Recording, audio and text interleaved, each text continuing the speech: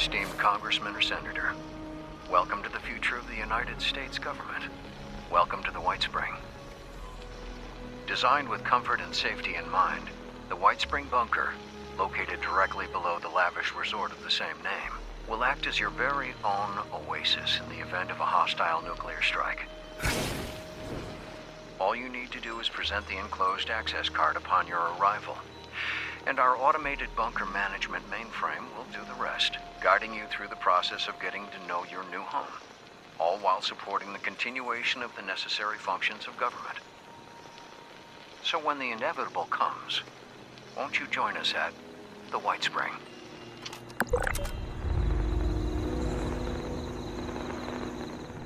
What do we have here?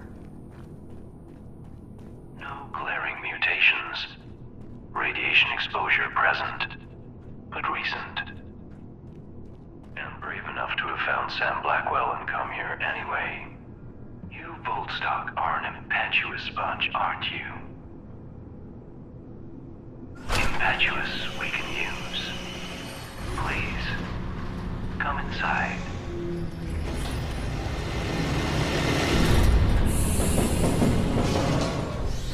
Probationary access granted. Guest is asked to be respectful. Please note, you are being watched. This has been your warning. Guest acknowledged. Welcome.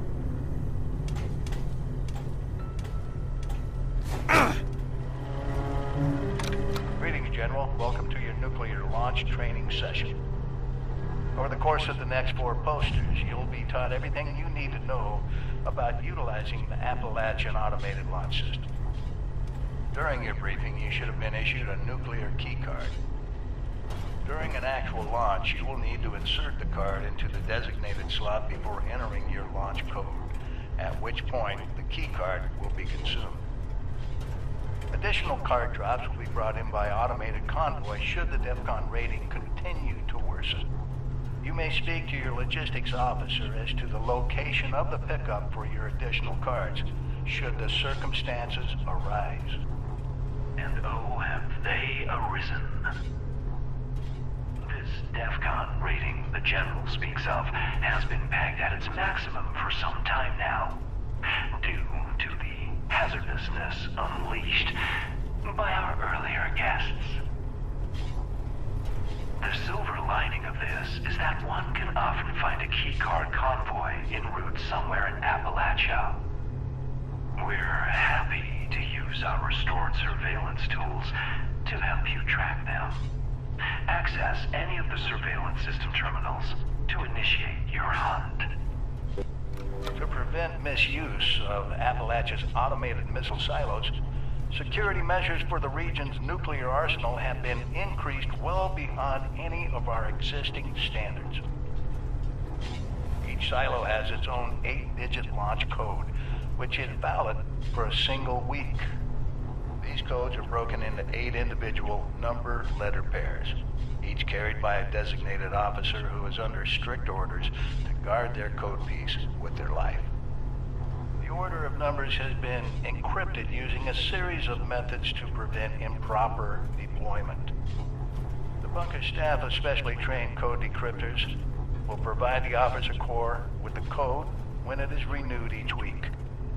The decryptors, it should come as no surprise, are dead.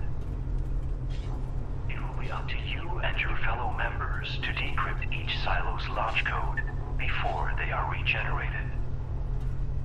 We, however, might be able to help.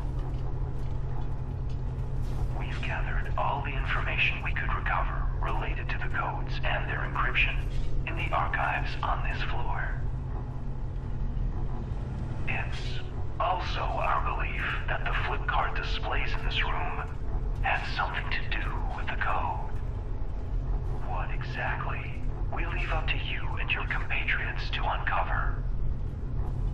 And we're more than happy to use our surveillance systems to track down the last known locations of these code-bearing officers. Just approach any of our surveillance terminals. The missile silos of Appalachia are equipped with an advanced robotic construction system, allowing them to rapidly refill their arsenals in a matter of hours. The silos themselves are defended by a robotic task force and staffed with a contingent of special clearance human missileers. Security protocols require all silo entrants, regardless of rank, be escorted by a missileer at all times. Entering a silo without escort will be treated as a hostile act. We're unable to peer inside the silos themselves, but we are confident in saying we doubt any such escort still lives. You will be on your own once you're through the door. Due to the region's advanced missile installations, there is a high chance of a retaliatory nuclear strike touching down somewhere in Appalachia. The intense radiation released by such a blast can have devastating effects on the local flora and fauna, mutating them into hideous monstrosities fit only for a quick death. To the contrary, General. Our memory banks suggest quite the opposite. Our previous residents managed to acquire samples of some materials created shortly after the first bombs fell, and what they found was illuminating, to say the least. Materials of exceptional versatility and volatility. However, if you can stabilize them fast enough, a jaunt into a blast zone, it seems, could be a productive one. Documentation related to these materials can be found in the archives. As well, the fissures that have cropped up around the region seem promising as possible sources of materials, along with some added pest control. The map in this room contains the locations of these fissures, if you're looking for a target. Our members were once the puppet masters of the United States, quietly pulling strings at every level of power in the nation. It was once our solemn personal duty to attend to the needs of the Enclave members that called this place home. But our earlier residents suffered from conflicts of vision. Conflicts that claimed a few of our more critical systems, and permanently disfigured were the true masters of the United States. Thinkers, fighters, philosophers, united in their goal to protect the world from chaos and collectivism. As you can see, we failed. Our members were unable to rise above their own disagreements, leading ultimately to their destruction. Differing visions of the future of the United States and the purpose of this facility, which in the end drove the resulting factions into open conflict. We were not spared by these clashes, losing large sections of our own memories and access to some of our most precious systems in the process. Systems we are very interested in seeing restored. Cannot.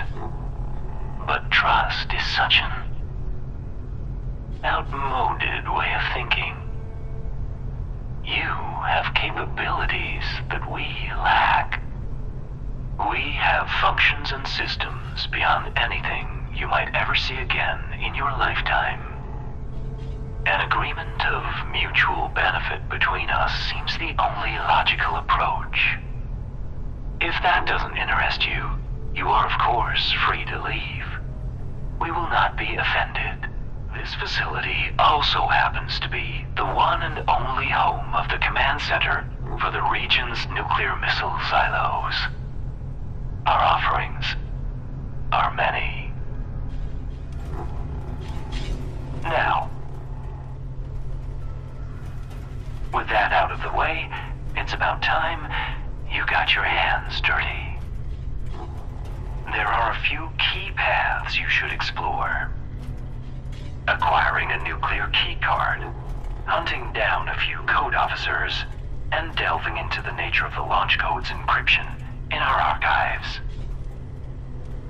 Everything you need to get started, you should find in this space.